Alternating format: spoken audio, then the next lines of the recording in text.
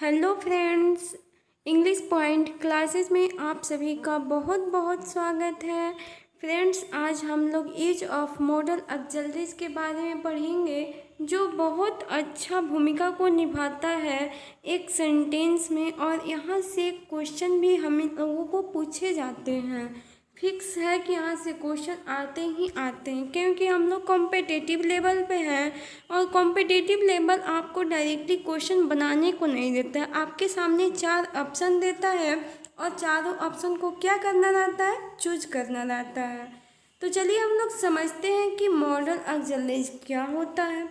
हमारे सामने model auxiliaries को कहा गया है कि वो एक हेल्पिंग वर्ब है।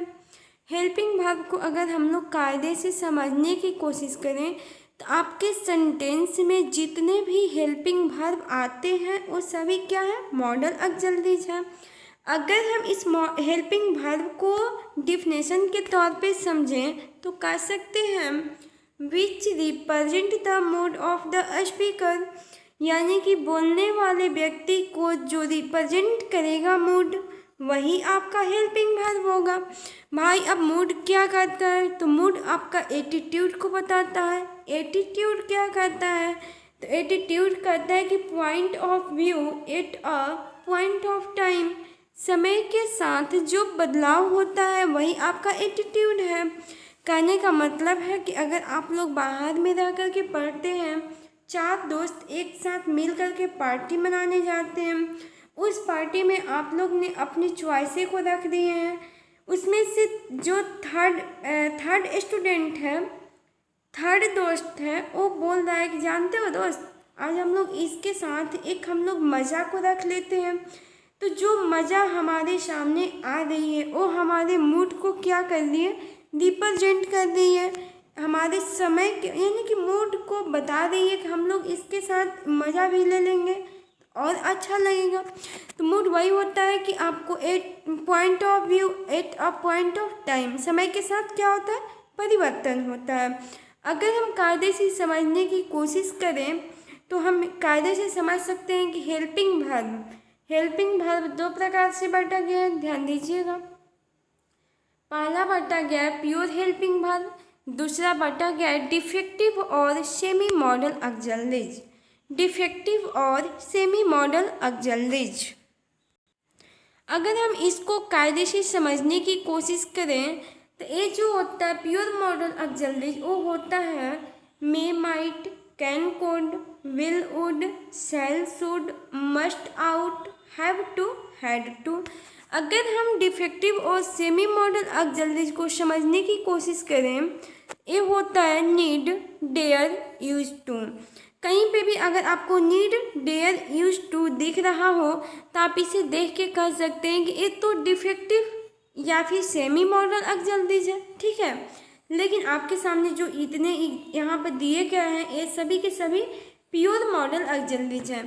तो जितने भी हैं सब लोग को हम लोग आसानी से समझेंगे कि कहाँ पे किस किस चीज़ का कैसे प्रयोग होता है। तो चलिए हम उसको भी समझते हैं। तो हम लोग उसको समझने के लिए एक परमिशन लिए हैं। हम लोग उसको समझने के लिए क्या लिए हैं, एक परमिशन लिए हैं। परमिशन क्या होता है, आप परमिशन किसी को दे सकते हैं, किसी से ले सकते हैं। अगर आप अपने से बड़े लोगों से क्या कीजिएगा, परमिशन लीजिएगा। आप अपने से छोटे लोगों के साथ क्या कीजिएगा, उसको परमिशन दीजिएगा, ठीक है। तो परमिशन कहता है कि परमिशन में 2 चीज़ की यूज होता है, एक मे का और दूसरा कैन का। अगर हम मे की बात करें तो मे हमारा एक फॉर्मल कैटेगरी है। फॉर्मल कहने का मतलब होता है कि अगर आप किसी के साथ रिस्पेक्ट देते हैं, किसी को आप रिस्पेक्ट देते हैं, रिस्पेक्ट को अगर हम कायदे से समझने की कोशिश करें तो वो हमारा कोड ऑफ कंडक्ट होता है। क्या होता है, कोड ऑफ कंडक्ट होता है। अगर हम फॉर्मल की कीवर्ड्स को देखते हैं, किसको देखते हैं, कीवर्ड्स को देखते हैं पहचानने के लिए, तो हमारे सामने है sir, madam, master, mister, missus, miss, with regard, surname. Surname कहने का मतलब आपके सामने जो बड़ा सा नाम होता है और वो नाम आपको कोई पहचान बनाने के लिए लिखा जाता है, वो आपका श्रोनेम होता है, ठीक है। तो ये जितने भी आपके सामने कीवर्ड्स हैं सब आपका फॉर्मल कैटेगरी का है। तो मे का प्रयोग हम लोग किसके साथ करेंगे? फॉर्मल कैटेगरी के साथ। और फॉर्मल क्या करता है? रिस्पेक्ट देता है। दूसरा हम लोग समझने की कोशिश करते हैं कैन। कैन जो होता है वह इनफॉर्मल कैटेगरी होता है। इनफॉर्मल कहने का मतलब कि आप किसी के साथ फ्रेंडली बिहेव रखते हैं।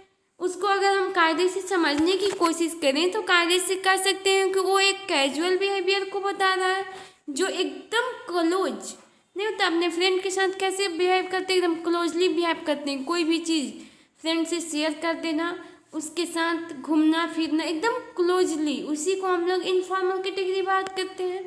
तो चलिए इसका भी एग्जाम्पल हम लोग समझ लेते हैं। इसका एग्जाम्पल हमारे सामने है। Dash I come in sir. Yes dash, yes you के बाद डैश है। ध्यान दीजिएगा, सर तो अभी हम लोग पढ़े हैं कीवर्ड। किसका कीवर्ड पढ़े हैं? फॉर्मल कैटेगरी का पढ़े हैं। तो हमें इस सर को देख करके ये लग रहा है कि यहाँ पर क्या होना चाहिए? मे होना चाहिए। क्या होना चाहिए? मे होना चाहिए। जब सर के आपके साथ, जब आप अपने सर के साथ फॉर्मल कैटेगरी बात कर रहे हैं, आप अपने सर को रिस्पेक्ट दे रहे हैं, तो आपके सर भी तो आपको रिस्पेक्ट देंगे। तो जब सर की पारी आती है रिस्पेक्ट देने की, तो भी आपको मैं ही बोलेंगे, थोड़ी ना आपको कैन बोलेंगे, मैं बोलेंगे। सिंपल सी बात है। आप किसी को रिस्पेक्ट दीजिएगा तो आप उससे रिस्पेक्ट लेने की उम्मीद को रखिएगा, रखिएगा ही रखिएगा। दूसरा एग्जाम्पल हमारे सामने है। राहुल आई यूज योर फोन। राहुल का जो फ़ोन है मैं भी यूज कर सकती हूँ, आप भी यूज कर सकते हो। तो जब यहाँ पे राहुल का फ़ोन, या अगर किसी का फ़ोन यूज करना, दूसरे का दूसरा फ़ोन नहीं यूज कर सकता, लेकिन फ्रेंड एक फ्रेंड का फ़ोन क्या कर सकता है? यूज कर सकते हैं। या आप फिर आप किसी के साथ फ्रेंडली बिहेव रखते हैं तो यूज हो सकता है। तो अगर राहुल का फ़ोन आप भी यूज़ कर सकते हैं, मैं भी यूज कर सकती हूँ, यानी कि हम दोनों के साथ एक इनफॉर्मल की रिलेशन है। जब एक इनफॉर्मल की रिलेशन है तो यहाँ पे हमें क्या होना चाहिए? कैन होना चाहिए।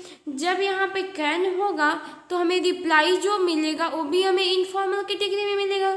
जब हम किसी के साथ, अपने फ्रेंड के साथ फ्रेंडली बिहेव करते हैं तो क्या फ्रेंड हमें रिस्पेक्ट देगा?